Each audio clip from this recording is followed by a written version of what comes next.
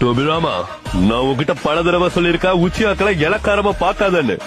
நான் உங்களுக்கு பொறுப்பான பதவிகளை கொடுத்தேன், ஆனா யாருமே என்ன புரிஞ்சுக்கவே இல்ல. மாதராவும் முன்னாடியே இறந்துட்டான். ஆனா உங்களுக்கே தெரியும், அந்த உச்சியாக்கலான் பயலுங்க எல்லாம் அறக்கணுங்க.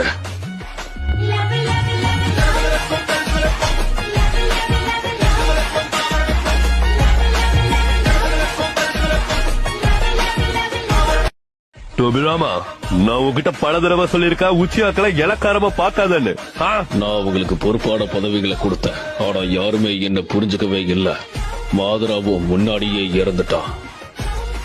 ஆனா உங்களுக்கே தெரியும், அந்த உச்சியாக்கலான் பயலுங்க எல்லாம் அறக்கணுங்க.